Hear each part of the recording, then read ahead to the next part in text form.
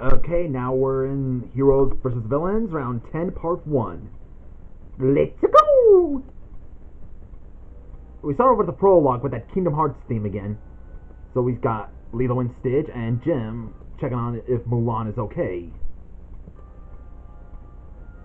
Hold on, there's also voice actors. So I think JC Demi is playing Mulan, and guess who's playing Jim? Hey.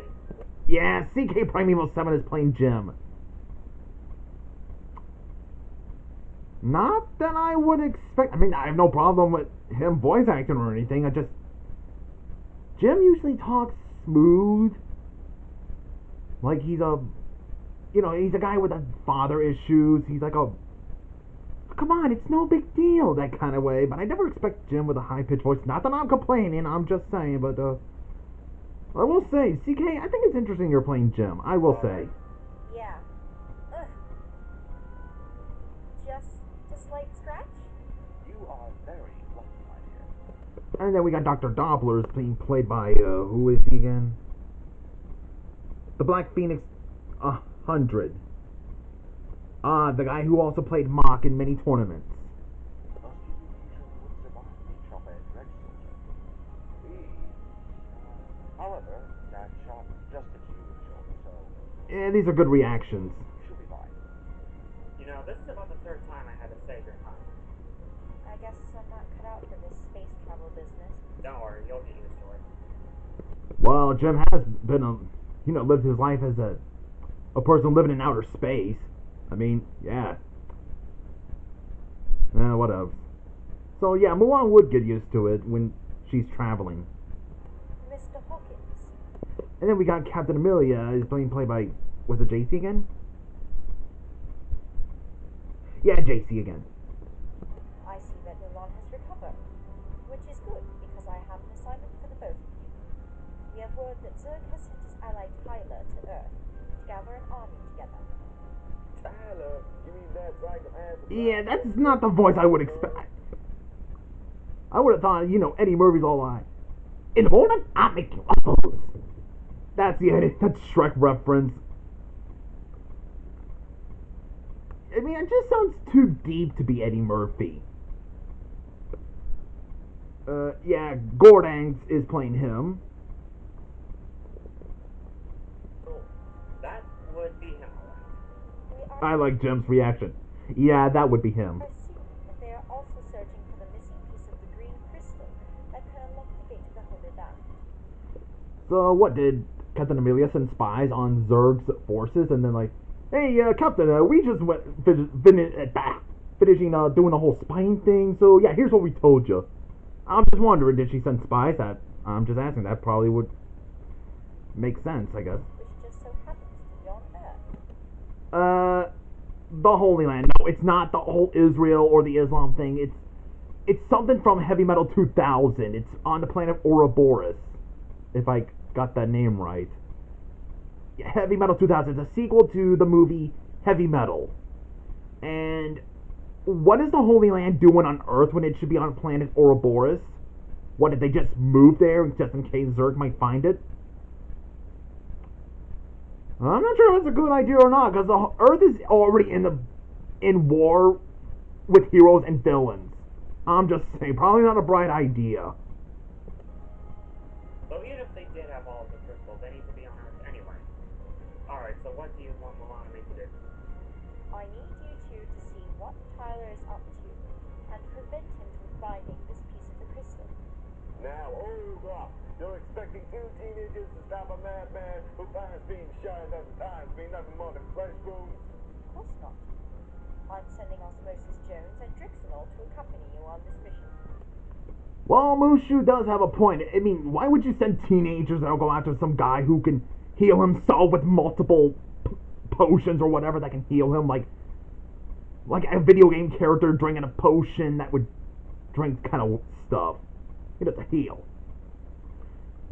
Unless, I guess you guys are like Legend of Zelda fans, you might get the reference. So we got Osmosis Jones is being played by Daniel Esposito. Here's how he sounds. Alright, we are going to show them what happens when he messes with the RLS team. Yeah, that's not how we would expect how Chris Rock sounds. I mean, it's I can't imagine Chris Rock having a high pitched voice. So I guess that's Daniel Esposito's real voice with a high pitched voice. I am nothing against people with voices. I'm just saying it's kind of odd how a character sounds different. It should have been like, oh yeah, now we're gonna show that punk what happens when you mess with the RLS team, boy. Or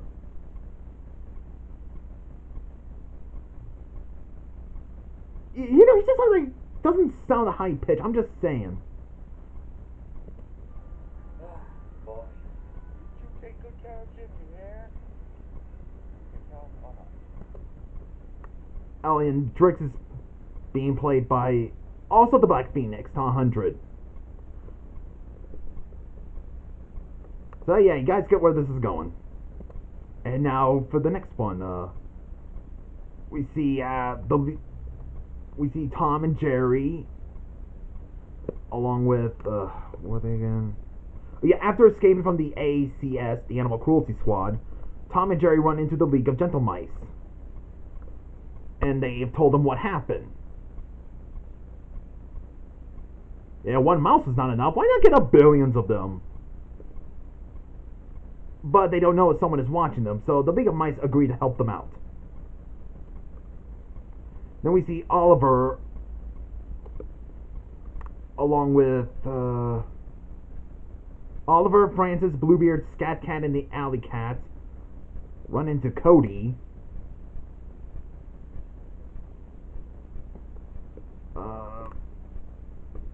Can't believe I forgot that dude's... Louie, duh! It's been forever since I've seen him roll back a dinosaur story.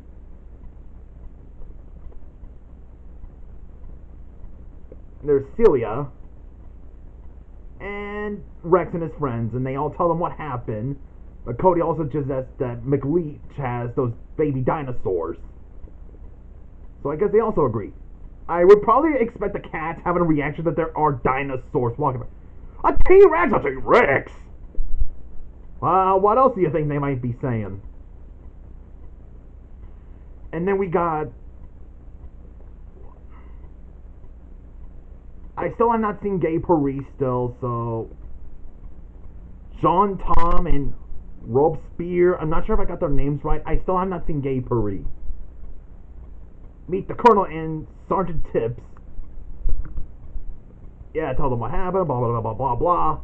And they will agree to help, blah, blah, blah, blah, blah. And to fight against the Animal Cruelty Squad. Man, this part of the prologue is basically just them. Hey, here's what happened. Okay, we'll help you. Okay, let's team up. Charge! All that stuff. Then back at Queen Grimhilda's castle, we see Oct already explaining the Queen and her alliance of his plans of the world domination. Basically with the Ruby Sunstone. Did I forget to mention that? Malcolm McDowell, now I remember. He's the one who's playing Oktar. He's the same guy who did Lord Malice from Happily Ever After, which is like the Filmation's version of Snow White, which is a sequel to... Well, a mix between a Disney film and the fairy tale of it.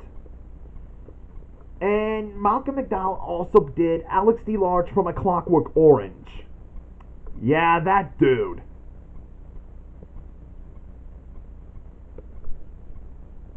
Hold on. What do you want us to do? Car? Bring me dinosaur eggs.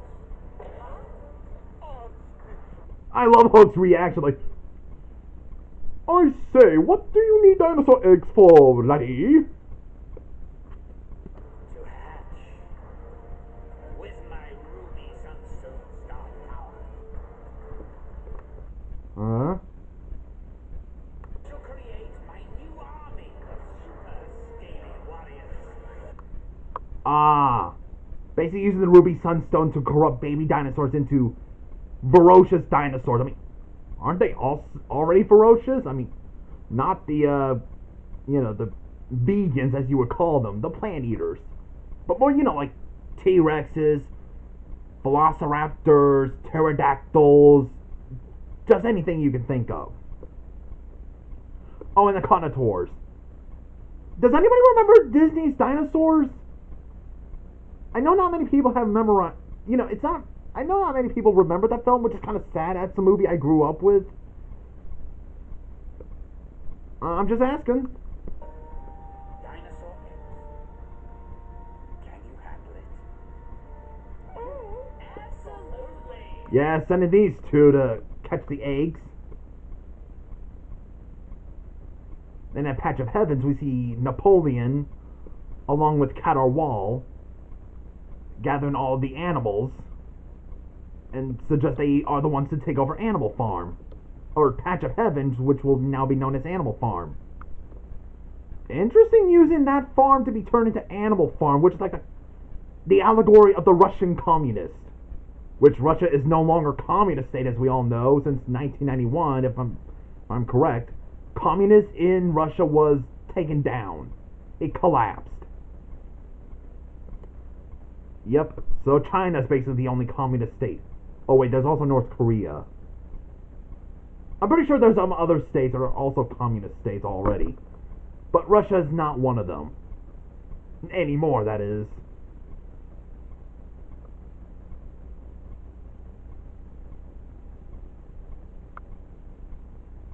Yeah, Todd's getting suspicious about all of this. Okay, now for the first fight, we got Fly, Stella, and Chuck versus Krunk and Lawrence. Yeah, when you read a title like that, I'm like, what? And then in the prologue, in description is, Yzma is worried that these kids might come back as humans. What, is she afraid they might turn into species? So Yzma gets to turn Lawrence into a pike.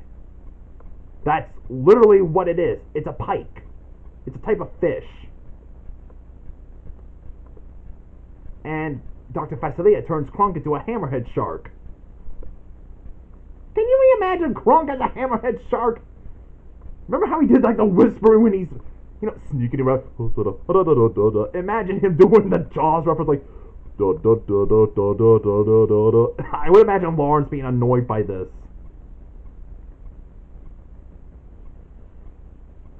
Oh, there's Hubie and Rocco.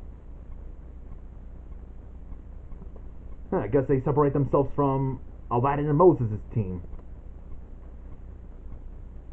Yeah, those two are looking for them, and